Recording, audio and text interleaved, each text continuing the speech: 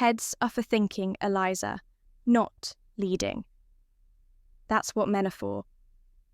That's what my father said when I was 12, after I spent weeks building a military campaign simulation from his old naval strategy books, only to have him hand the map to my brother Luke and say, "Maybe your sister can help you colour it in."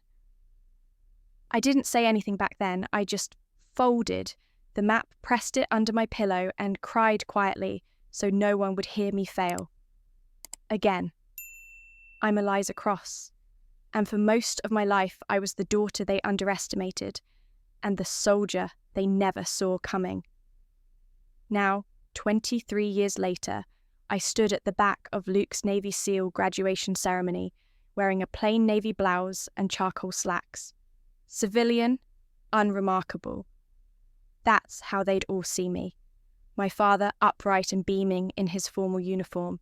My mother glowing as always when her son was being celebrated. And Luke, the shining legacy. I was invisible, again. But I wasn't 12 anymore. I wasn't a failure. I wasn't even the dropout they believed I was.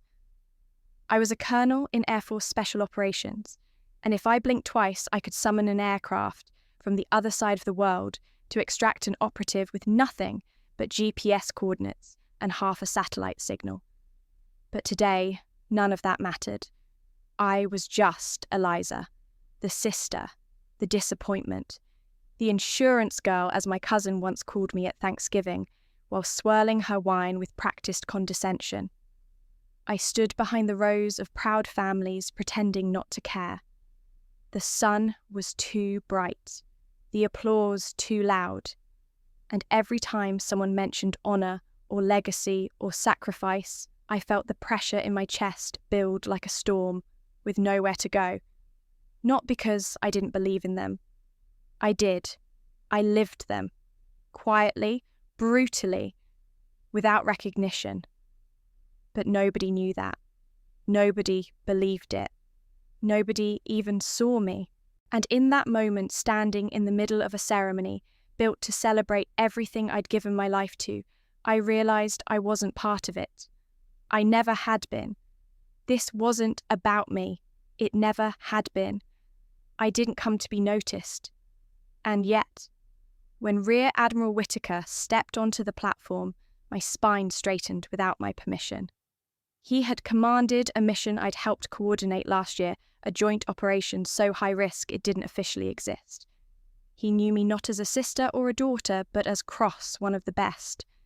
His eyes scanned the crowd and froze when they met mine. I saw it in an instant recognition. A flicker of something restrained. I gave the subtlest shake of my head. Not here. Not now. He nodded. Barely. But it was enough. For a moment, I thought I could melt back into silence. But then my name broke through the air like a rifle crack. Colonel, Cross heads turned. Luke's, my father's, my mother's. I felt the breath get punched out of the moment. Admiral Whitaker was already moving toward me, cutting through the rows like a force of nature. "Didn't expect to see you here," he said, extending a hand with that rare kind of respect, one born in classified debriefings and grave decisions. My father was staring at me like I'd just spoken in a foreign language. My mother blinked. Luke's mouth parted slightly as if he'd misheard. "Colonel." My father finally echoed the word sounding alien. Disbelief, maybe even denial. "I worked with your daughter during a joint intelligence op in the Gulf." Whitaker continued addressing them now. "Her intelligence was the reason we saved a dozen lives. Easily one of our most precise tacticians." The air shifted. My mother's hand flew to her mouth. Luke's eyes widened. My father stiffened, not in pride, in confusion. This wasn't the narrative. This wasn't the daughter who'd quit, who'd wasted a place at the academy. This wasn't the Eliza he thought he'd defined. I looked at him. I didn't speak. I didn't explain. I just stood in the weight of the truth he never asked to know. That's when it happened. Commander Brooks, another man I'd worked with on a cyber intelligence intercept, appeared. "Colonel Cross," he said warmly. "Your Antalya protocols saved us a disaster." Word spread fast.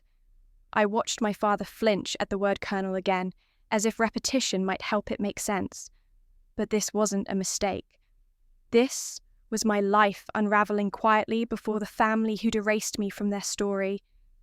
They thought I was smart enough to be a teacher, I wanted to say. Never a soldier, never a leader, never this. Instead, I met his eyes and gave a quiet nod. "Colonel Eliza Cross, Air Force Special Operations," I said. It's true.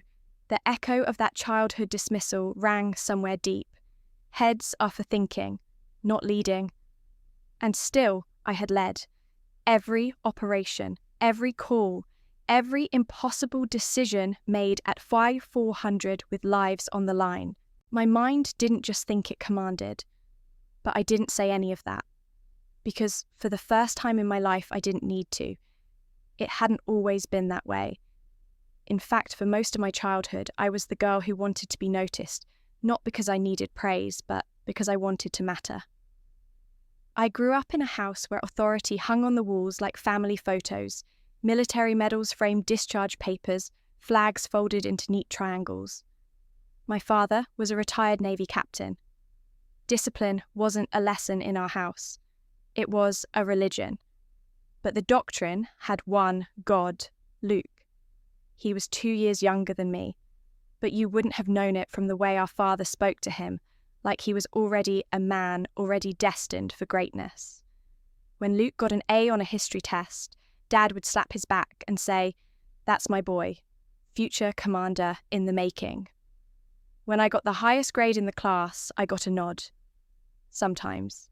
Most of the time, I just got told not to rub it in. The imbalance wasn't just in words, it was in every little detail. Luke got the astronaut nightlight and the camo print bedsheets. I got floral curtains and a pink diary with a lock I never used. One Christmas, Luke unwrapped a scale model battleship with 800 pieces. I got a tea set. I remember turning the little ceramic cup in my hand, wondering what it would feel like to throw it across the room. I had fallen in love with war stories long before I understood what they cost. I used to sneak into Dad's study and read his old field manuals, mapping out imaginary missions on the back of my math homework. But I kept it hidden. When I once asked him what a tactical extraction was, he glanced at me, surprised, then smirked. "That's for your brother to worry about," he said. "You should be reading about classroom management, not combat zones." That's when I learned in our house ambition came in male sizes only. Still, I tried. I tried in the quiet ways. I helped Luke memorize his geography flashcards. I gave up my turn on the family computer so he could practice Flight Simulator. I even let him win at board games because I knew losing made him cry, and I was told over and over, be patient with him. He's got more pressure on him than you'll ever understand. As if my dreams were lighter, as if they didn't weigh me down every night. There was one summer day that branded itself into me so deeply, I still feel it every time I close my eyes. Luke's kite had gotten caught high up in the old oak tree in our backyard. Dad was out running errands. Mom was inside making potato salad for some neighborhood cookout. Luke had tears in his eyes. "It's my best one," he said. Dad said it flies like a jet. So I climbed. I was 11, all knees and elbows scraping bark and breathless determination. I reached the branch, freed the kite, and just as I started to climb down, I lost my grip. I fell. Hard. The world went sideways. My elbow was bleeding, my back felt like it had cracked open, and for a second I couldn't breathe. But what I remember most was the silence. No one came running. No one asked if I was okay. From the kitchen window, I could see my mother glance out to see Luke catch the kite midair as it fluttered down and smile. She didn't even look at me. That night at dinner, my father praised Luke for not crying over a kite. No one mentioned the fall. No one asked about my bandaged arm. That's when something in me hardened. I stopped asking to be seen. Mum loved me in her way. She brushed my hair gently before school left notes in my lunchbox. But when Dad was around, she shrank. She wasn't cruel. She was complicit in silence. I think she believed love meant peace, and peace meant pleasing him. That meant keeping me small. So I became quiet, careful. I folded my desires like letters never sent. I didn't want to be his princess. I wanted to be his soldier. But soldiers weren't allowed in pink bedrooms. They weren't invited to the dinner table when the men talked about honour. I learned to disappear into the walls to earn approval by being useful, invisible, obedient. Still at night, I'd lie awake and trace the stars on the ceiling pretending they were coordinates, imagining I was airborne, leading missions, saving people, being seen. I didn't realise it then, but I wasn't just dreaming about war. I was preparing for it. Not the kind fought with weapons, but the one fought within families, in quiet looks and withheld words. Because when a girl grows up learning to camouflage in her own home, the battlefield never really ends. It just shifts terrain. Mine took the shape of hallways lined with military posters, recruitment flyers and polished shoes squeaking on linoleum floors. I was 17 when I got my acceptance letter to the United States Naval Academy, along with a National Defense Scholarship and a personal commendation from a retired admiral who'd seen my paper on predictive warfare analytics. I was the top of my class, head of the debate team, first in line at every leadership program. I had worked for that letter like my life depended on it. In some ways, it did. I still remember holding the envelope in both hands, staring at the seal like it was a holy relic.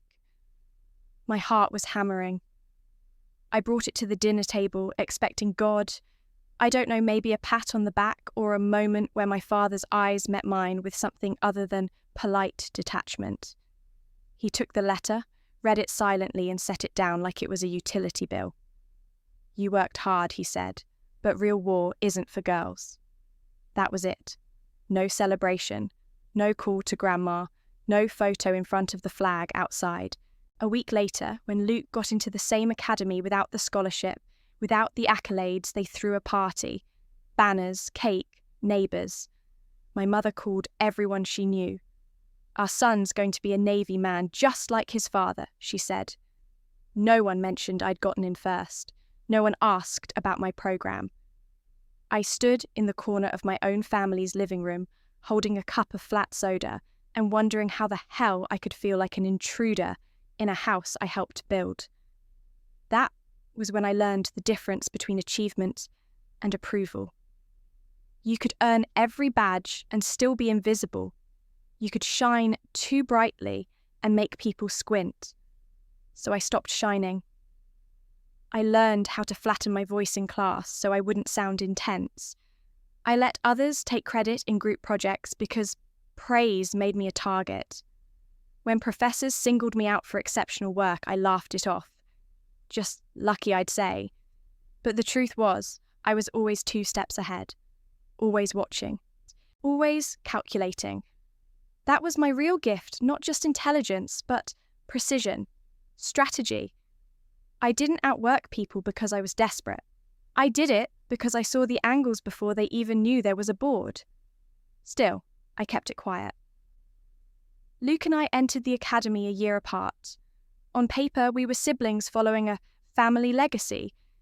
In reality, we were walking 2 separate planets. Luke had friends, camaraderie. He moved through the place like he'd been bred for it. I moved like I was trespassing. Our father came to visit him 3 times in his first year. He came once for me and spent most of the time asking how Luke was doing. I started to wonder if my presence in uniform made them uncomfortable, like it was a glitch in the family code. But here's the thing, no one tells you about being underestimated, it's fuel. I buried myself in strategy courses, cyber warfare, electives, languages. I spoke 3 fluently by the end of my sophomore year. I had a standing offer from Naval Intelligence before I even graduated. One night, a professor pulled me aside after a simulation exercise. You don't just understand command, he said. You embody it. I wanted to believe him. I really did. But belief isn't easy when you've been trained to hide your victories. I remember calling my mum that night, the praise still echoing in my ears. That's great, honey, she said, but don't work too hard. Okay, Luke says the pressure's really intense. Even then, after all that, I was a footnote in my own achievement. I started writing things down. Not because I needed a record, but because I needed a witness. I wrote mission outlines, strategic insights, fragments of leadership theory scribbled in the margins of textbooks. I was building something. I just didn't know what yet.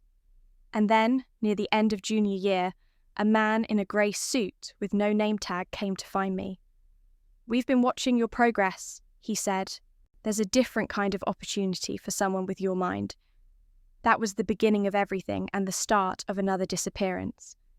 The man in the grey suit never gave his full name, just a code name, and a clearance level I wasn't supposed to know existed.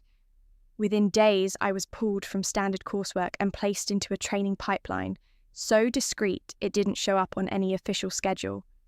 The hours were brutal. The expectations higher than anything I'd experienced. But for the first time in my life, I wasn't just excelling, I was seen. Not as someone's daughter, not as a sister trailing behind a family legacy, but as a mind uniquely built for the invisible front lines. I passed every benchmark, led mock ops with fluency, decoded signals others missed. I was being shaped for intelligence work that required precision loyalty and the ability to vanish without leaving a ripple. I never asked for details about the missions I might be assigned to. I didn't need to. The stakes were obvious, high-value targets, geopolitical fault lines, lives hanging in digital threads. And I was ready. More ready than I'd ever been for anything. I still remember the day they handed me the final clearance letter. I had completed the 3 hardest years at the academy. I was months from graduating, a few ceremonies away from the commission that should have made my father proud. But instead, I stood alone in a locked room, holding a single envelope, marked with a seal even I hadn't seen before. Inside, it said I'd been accepted into a covert intelligence directive. Immediate extraction required. No public ceremony. No family notification. Official records would list me as removed due to reassignment failure. I remember sitting on my bunk that night, staring at the acceptance letter to the program like it was some cruel joke. All those years trying to be seen, and now I had to disappear again, this time by design. My father's last words to me before I left the academy echoed like thunder in my head. Don't waste this. He thought he was giving me a chance to finally prove myself. He didn't know I'd already been recruited for something far beyond what he could imagine. And I couldn't tell him. I couldn't tell anyone. The morning I left, I slipped out in civilian clothes. No fanfare, no goodbyes. My dorm room was cleared by someone else. My professors were told I'd failed a physical exam. My classmates whispered that I'd cracked under pressure, that I couldn't handle the final gauntlet. My family received a terse letter from the academy. Cadet Eliza Cross has been removed from the program due to medical disqualification. They didn't question it. They didn't call. When I was finally allowed to use a burner phone weeks later, I tried calling home. My mother answered. Her voice was gentle, confused. Eliza, she said, like she wasn't sure it was really me. What happened? I paused, swallowed. It's complicated, I said. Your father thinks you gave up, she said quietly. He said he warned you, that maybe the academy was never the right fit. I nodded to no one. Tell him I'm fine. I hung up before she could ask anything more. From that point forward, I was no longer the girl who got into the academy early, who scored the highest, who showed promise. I was the one who couldn't finish. The disappointment. The one they didn't bring up at holidays. Luke never called. He graduated the year after I left his ceremony, broadcasted live on the family's Facebook. My name didn't come up once. I became a shadow in my own history.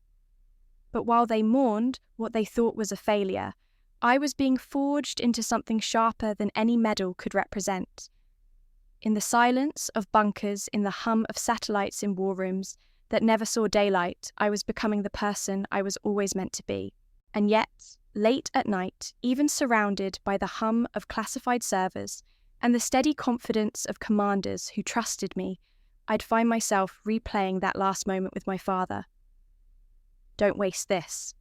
I hadn't, but he'd wasted the chance to know what I'd become. They trained us in places that didn't have names, concrete bunkers beneath mountain ranges, unmarked compounds in desert heat metal rooms with walls so thick they muted even your thoughts. Every lesson was a test, every mission a crucible. We weren't just taught to gather intelligence, we were taught to disappear into data streams, to decode chaos, to trace whispers across continents.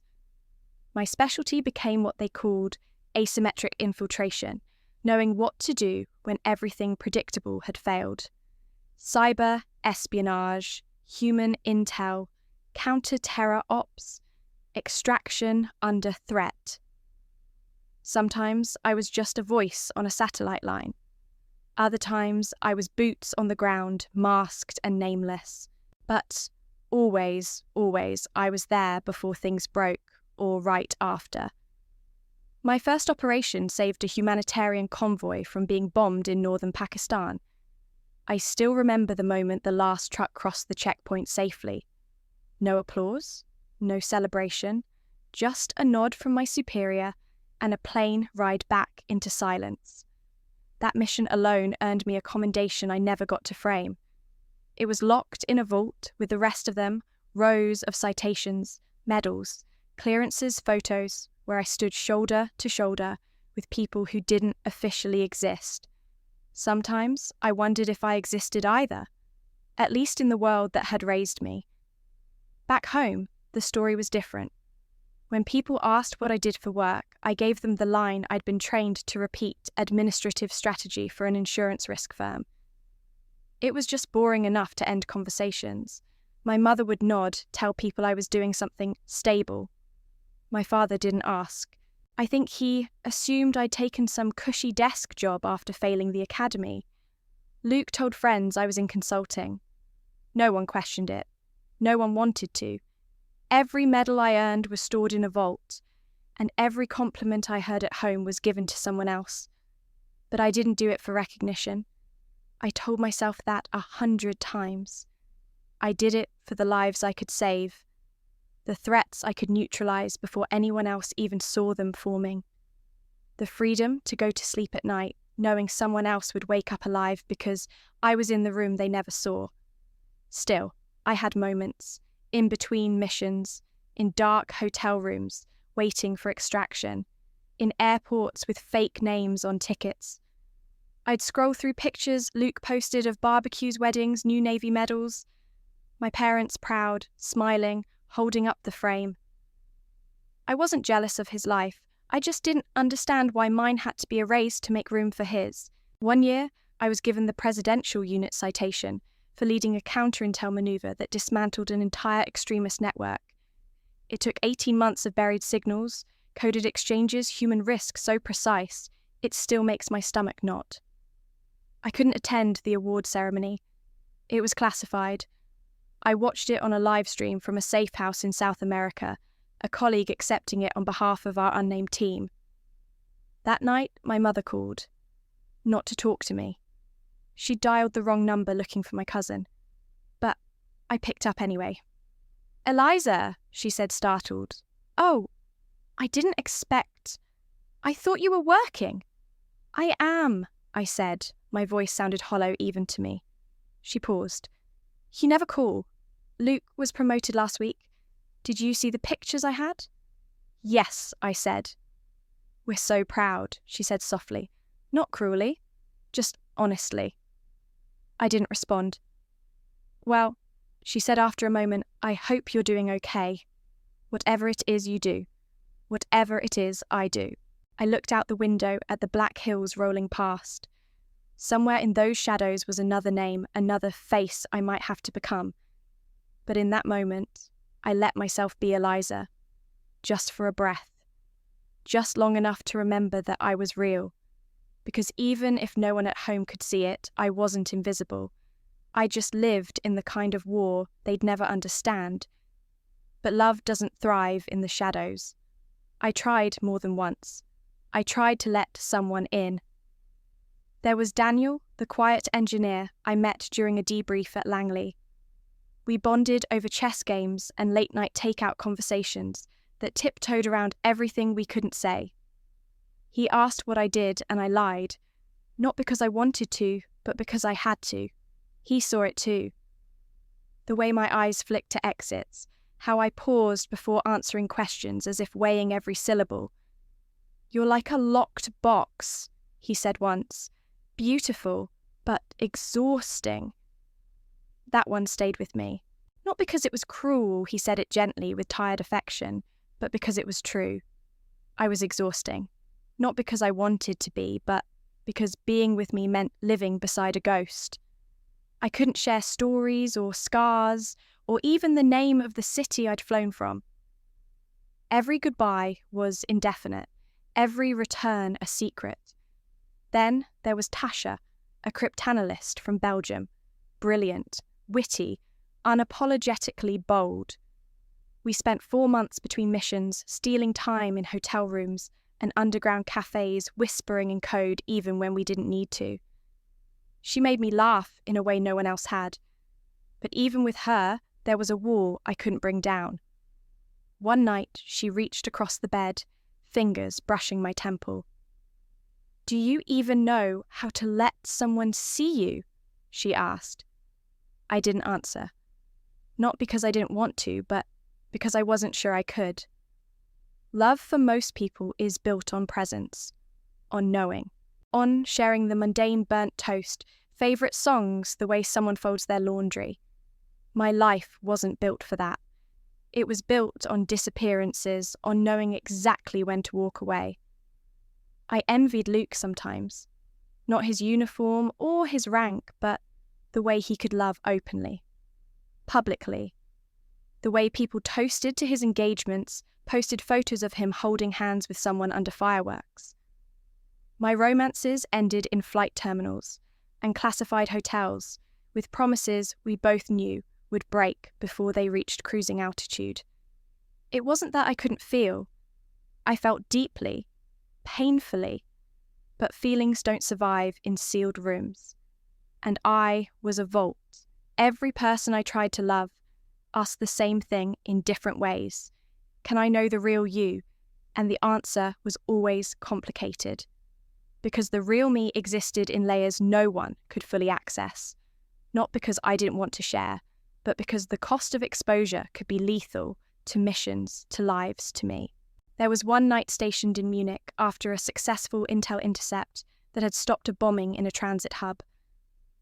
I was alone in a hotel room watching the news anchor report on the foiled attempt. No names were mentioned, no credits given. But I knew. I'd saved those people, and I had no one to tell. I wrote a message that night. Not to send, just to write, to someone who didn't exist. I wish you knew who I was. I wish I could let you in. But if you knew, I wouldn't be me anymore. That was the curse, wasn't it? To love me, someone had to love what they could never fully understand. To trust what they would never see. So I chose the mission. Every time. And somewhere along the way, I stopped apologizing for it. Not because it didn't hurt, but because the people I helped, the lives I protected, they didn't know my name either. And they didn't have to. I was the locked box. But inside, it wasn't just secrets. It was sacrifice. It was love too. Just a different kind. Still, sometimes in rare moments of quiet, I wondered what it would feel like to let someone trace the scars beneath the surface. To let them see the notebooks I kept full of thoughts and half-finished poems, mission details scribbled between personal truths I never said aloud. One read, "The hardest part isn't leaving, It's returning and realizing no one noticed you were gone. Once during a layover in Reykjavik, I watched an old couple hold hands while drinking coffee. They didn't speak much, just sat close occasionally, glancing at each other like they'd already said everything worth saying long ago. I envied that quiet, that ease. That kind of love didn't need grand gestures or deep confessions. It needed time, trust, presence. 3 things I could never guarantee. I knew I was asking too much, asking someone to walk into a storm they couldn't see, to love a woman they couldn't fully hold. But maybe, just maybe, I was also offering something no one else could: loyalty that never wavered. A heart that would always return even if no one saw it leave. That kind of loyalty wasn't just something I gave. It was something I recognized in others, a rare currency in my line of work, where secrets were heavier than truth and bonds were often tactical. I didn't have many friends, couldn't afford to, but I had comrades. A handful of people who saw the real me not through words, but through silence held under fire. Colonel Diana Wolfe was one of them. The first time I met her, she was standing in a hangar in Kabul, arms crossed, hair in a tight braid that shimmered like steel in the desert light. She didn't speak for the first minute, just watched, assessed. When she finally spoke, it wasn't with authority, it was with certainty. "You don't need to raise your voice to be heard. Cross," she said. "Power listens to calm." She taught me things no manual ever did: how to command a room without stepping forward, how to walk through chaos and make people believe there was still a center. Diana never asked personal questions. She didn't have to. Her mentorship wasn't about closeness. It was about precision. But once during a debrief in Jordan, she passed me a note with only 6 words. "You lead like a storm in silence." That note stayed with me through every deployment, folded, worn, hidden in the lining of my passport wallet. And then there were the soldiers. The young ones, often fresh out of training, wide-eyed and nervous. They didn't know my history. They just knew I showed up when the mission turned messy, when signals were scrambled, when allies went dark. They followed me into the fog, not because they were ordered to, but because they trusted something in my presence. One kid, Gonzalez, I think, once said after a brutal night op, "I'd follow you even if I didn't know your name." It hit me harder than he knew, because in a life where names were often erased, that was the highest form of respect. Trust, to me, was never built on shared drinks or idle conversation. It was earned in the way I cleared a room, first let others take cover. In the way I read a map by memory when GPS failed. In the way I never asked anyone to take a risk I wouldn't take twice. There were moments I wished I could open up more, share something soft, human, but our world wasn't built for softness. It was built for grit, for steadiness. And the people who saw that in me, who stood beside me because of it, they were the closest thing I had to family. Some of them are gone now, missions gone wrong, ill-timed intelligence. I carry them all. Not in stories, because I can't tell those, but in muscle memory, in the way I breathe before a breach, in the rituals I keep tap twice on the inside of the transport door before we lift off, count to 5 when I close my eyes before sleep. These were the shadows that shaped me, and in those shadows I found my kind of loyalty, quiet, unshakable, bound by what we couldn't say but always understood. Sometimes I wonder if that's why I stayed so long. Not because I didn't want a different life, but because I had found a rare breed of belonging. People who didn't need explanations, who never asked why I didn't call home, who never tried to fix me. They just had my 6. And in return, I had theirs. One night, after an extraction in northern Syria, we sat on the roof of a half-collapsed school, eating rations under the stars. Lieutenant Shaw, barely 24, looked over and said, "Ma'am, I don't know what you did before this, but whatever it was, I'm glad it brought you to us." I nodded, smiling slightly. That was all I ever needed to hear. In a world full of names that could never be spoken, that one sentence carried more weight than 1,000 speeches. But that weight never followed me home. Luke's engagement party was held in our parents' backyard, lit with strings of fairy lights and echoing with laughter from people who had known him since childhood. There was a banner, a barbecue, and someone had even hired a string quartet to play light classical music in the corner. Everyone was radiant. Everyone but me. I had arrived only hours earlier, straight from a debrief in DC, after a 36-hour mission in the Balkans that ended with the extraction of 5 hostages and 2 injured agents. My side still ached from the bullet that grazed my ribcage. But I came, because despite everything, I still believed in showing up. I wore a navy dress, simple, elegant, forgettable. I had mastered the art of blending in. My presence, like always, was a courtesy, not a celebration. Luke looked genuinely happy. His fiancée, bright-eyed, sweet, glowed beside him. They were surrounded by friends and family, all congratulating them like he was a returning hero from some invisible war. I stood on the patio sipping lukewarm wine and watching from a distance. "At least one of the cross kids turned out the way we hoped," someone said behind me. A whisper, but sharp as glass. A cousin, I think, or maybe one of Luke's friends. The words weren't meant to be heard. But I did. I didn't flinch. I just set my glass down calmly, like I hadn't just been gutted by a single sentence. Again. My mother floated by with a tray of hors d'oeuvres, smiling brightly, her eyes passing over me like I was part of the scenery. My father clapped Luke on the back with a grin that split his face in half. "You're everything I hoped for," he said. Loud enough? I walked through the garden, past the laughter, the congratulations, the toasts. My heels crunched softly against the gravel path. I sat down on the wooden swing at the edge of the yard, the one we used to play on as kids. The night was cool. The stars felt too distant. And finally, I let it fall. Not a sob, not a dramatic collapse. Just one tear. Not because I was hurt, not because I was heartbroken, but because I was tired. Tired of being erased in the very spaces I showed up for. Tired of being the shadow beside the spotlight. Tired of carrying glory that couldn't be named and shame that was never mine. Memories flooded back while I sat there. The countless times I stayed awake in bunkers staring at concrete ceilings, wondering if anyone at home ever thought of me.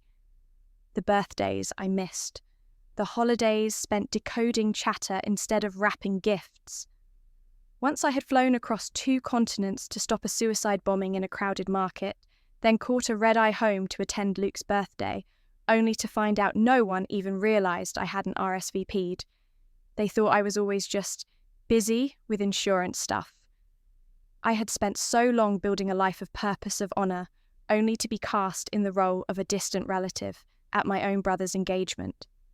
My phone buzzed. A coded message. Urgent. An asset compromised in Istanbul. Extraction window 4 hours. I stood up. No one noticed. No one called after me. I walked through the crowd again. Luke was giving a toast. My father was laughing. My mother had found a seat and was dabbing at her eyes, overcome with joy. I paused at the gate, turned back once. No eyes met mine. I could have screamed. I could have shouted who I was, what I'd done, what I'd just risked hours ago for strangers who would never know my name. But I didn't. I straightened my back, stepped into the night, and disappeared into the next mission. And once again, they celebrated while I vanished. Because that's what I did. I showed up for them, even when they never showed up for me. So, when the invitation arrived for Luke's SEAL graduation ceremony 6 months later, I almost didn't go. It was handwritten surprisingly in Luke's scrawled earnest script. Would mean a lot if you came, he'd written just that, no exclamation points, No pressure. Just a note from a brother who maybe finally wanted me to be there. I landed in San Diego the night before the ceremony, stayed at a quiet hotel 2 exits from the base. I didn't notify anyone, didn't announce my arrival. I wore a plain navy blouse, charcoal slacks, civilian attire carefully chosen to be invisible. At least that was the plan. The auditorium was packed. Rows of proud families fanned out like patchwork across the seating area, some waving miniature flags, others dabbing eyes with tissues. I found a seat near the back, standing at first unsure whether I even deserved to sit. My palms itched from habit, always half ready to salute or reach for classified files that weren't there. The ceremony began with music, then a string of speeches, some touching others, wrote. A few names were called, men stepping forward with crisp salutes and stifled smiles. I scanned the crowd, heart oddly steady. I had faced down insurgents in bombed-out compounds.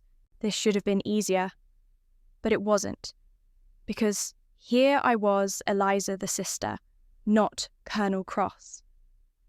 My father sat in the front row, ramrod straight, even out of uniform. My mother beside him, hands clasped. They didn't know I was here. They hadn't expected me. And maybe they wouldn't have wanted me here, not if it meant drawing attention from Luke. So I kept still. Until I saw him. Rear Admiral Whitaker. He stepped onto the stage to deliver a keynote address. The last time I'd seen him, he was hunched over a digital map in an underground bunker outside Djibouti, coordinating an intercept operation we both knew had a 20% survival rate. His eyes scanned the crowd, and then they landed on me. He froze. I gave the subtlest shake of my head. Not here, not now. He blinked, nodded almost imperceptibly. I exhaled. But fate is never that quiet. A voice cut through the ceremony, casual but clear. Colonel Cross. Heads turned. My mother, my father, Luke. A beat of stunned silence fell over the crowd like static. Admiral Whitaker was already moving toward me, his presence part command, part gravity. Didn't expect to see you here, he said, extending a hand. It wasn't a formality. It was respect, the kind forged in missions we couldn't talk about. My father's jaw clenched. My mother looked like someone had handed her a puzzle piece that didn't belong. Colonel? My father repeated as if testing the word for truth. We worked together during a multi-agency op in the Gulf. Whitaker told them, now facing them with the poise of someone who knew exactly what he was saying and why. Your daughter's strategic oversight saved lives. She's one of our finest. The room shifted. I felt it in the hush that followed. A crack in the narrative. A flicker of something not quite belief, not quite doubt. And then another voice joined. Colonel Cross, Commander Brooke Cyber Intel Division. He approached quickly, eyes alight with recognition. Your Antalya protocols saved an entire grid. That ripple hit us in Morocco. Everyone knows the name. My father looked at me, but not with pride, with confusion. As if the image of the daughter he'd constructed was being deconstructed in real time, and he didn't have the tools to stop it. I met his eyes. I didn't explain. I didn't apologize. Colonel Eliza Cross, Air Force Special Operations. I said evenly, it wasn't for them. It was for me. 12 years of silence collapsed into 12 seconds of truth. I hadn't come to disrupt. I hadn't come to steal Luke's spotlight. But some lights can't be dimmed. Some names can't be forgotten. And some ghosts deserve to be seen. As the murmurs rippled across the audience, Luke stood frozen in place, his eyes locked on me. It was a look I hadn't seen since we were children. One part awe, one part confusion. For a moment, we were just siblings again, caught in the unravelling of a story neither of us fully understood. Behind me, another officer appeared, a logistics chief who had been with me during the Samara evacuation. "Mom," he said and saluted without hesitation. More heads turned. My name was being repeated in hushed tones. A ghost, yes. But now I had form, a presence. The MC tried to resume the ceremony, but the atmosphere had changed. Even the cadence of applause that followed each name felt different, as if some invisible threshold had been crossed. My family stayed seated. My mother clutched her program tightly, her knuckles white. My father's eyes never left me. I held his gaze a second longer, then turned to face the stage. I did not leave. I stood in that room, surrounded by people who had never known who I was, and for the first time I let them see. My father was the first to speak. His voice was barely audible, but I caught it like a whisper slicing through fog. Must be a mistake. The words weren't just disbelief. They were rejection. Denial wrapped in authority, clinging to an illusion he'd spent decades protecting. That his son was the soldier. That his daughter was the footnote. But the illusion had cracked, because as soon as he said it, another officer walked up Captain Rowland from Joint Command. He didn't hesitate, just extended his hand with the reverence of someone who'd read more than my mission reports. Colonel Cross, your Northern Corridor extractions saved our entire unit during Crimson Reach. No one thought it was even possible. I shook his hand. Calm. Steady. Inside, a storm moved beneath the surface, but I'd long since learned how to contain it. 2 more followed. A woman from cyber warfare who had never met me in person, but said she had studied my encryption signatures like scripture. A senior advisor from NATO Logistics who had used my threat matrix as the foundation for a cross-border security framework. They didn't come all at once. They came in waves, a slow realization echoing through the room. This woman, they had dismissed this daughter. They barely acknowledged she had shaped outcomes they would never read about in headlines. Luke hadn't moved. His fiancée whispered something to him, but he kept his eyes on me, as if measuring what he thought he knew against what was now undeniable. My mother looked as if she wanted to say something, but couldn't find the words. Her program had crumpled in her lap, forgotten.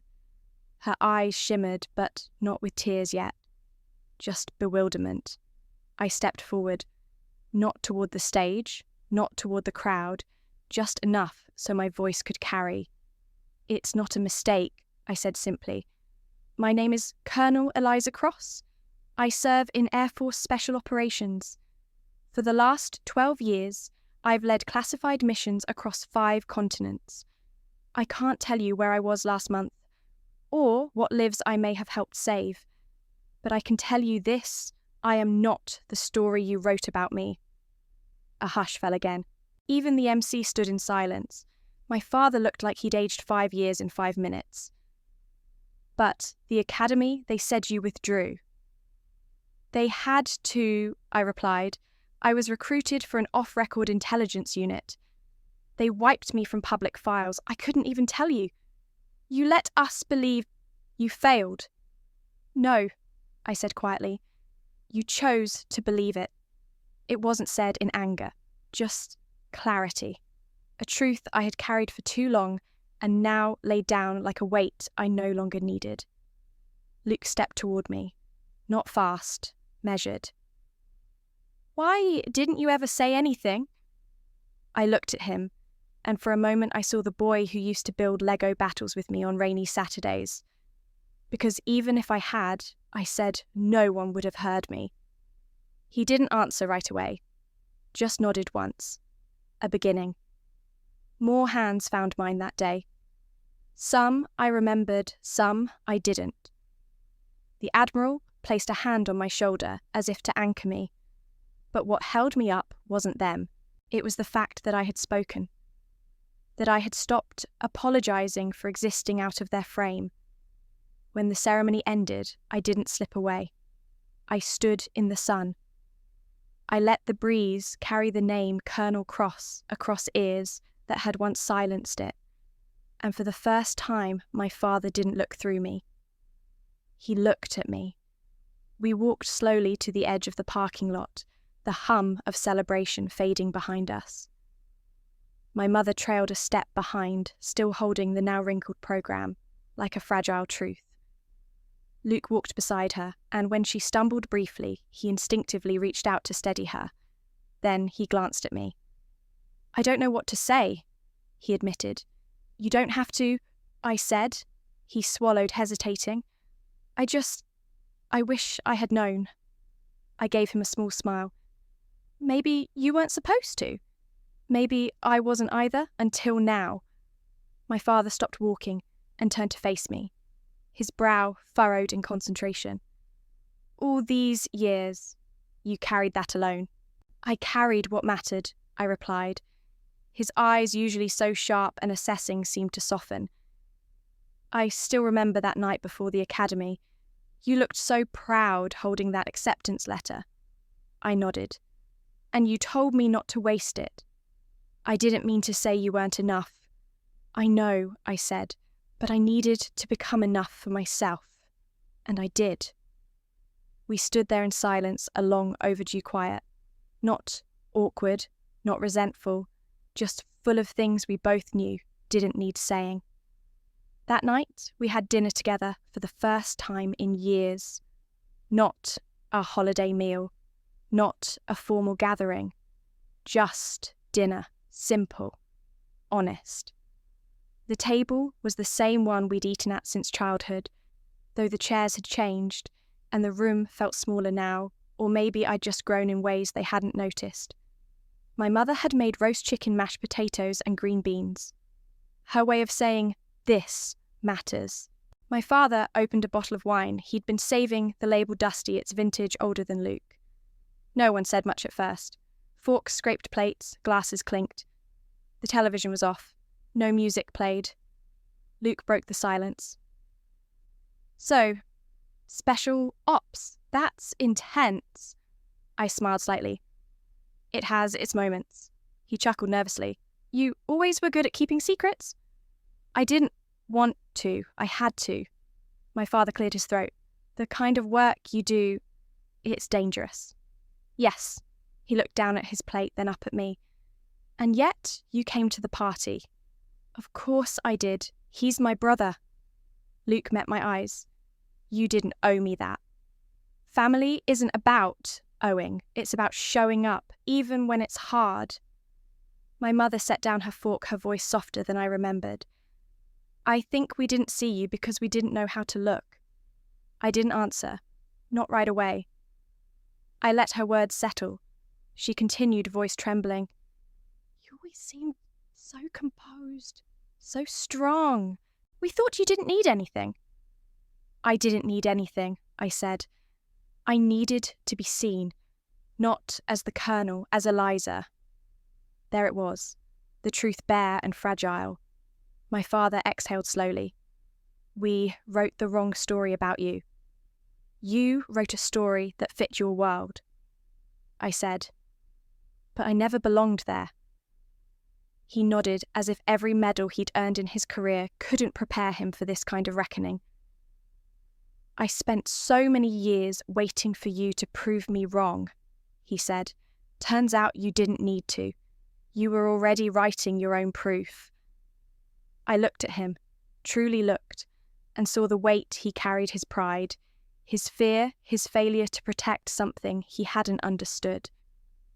"It wasn't your job to believe in a soldier," I said gently. "It was your job to believe in your daughter." He didn't defend himself, just lifted his glass. "To Eliza." Luke lifted his too. "To the sister I wish I'd known sooner." My mother raised hers last. "To the woman who taught us how to look beyond the obvious." We clinked glasses. I didn't cry. I didn't need to. Some truths are too sacred for tears. Later, my father showed me an old photo album. Pages of birthdays, holidays, scraped knees, and snowmen. I was in most of them, but always at the edge, always slightly blurred. I didn't say anything. I just turned the pages. At the end, he slipped in a new photo, one he'd printed that afternoon.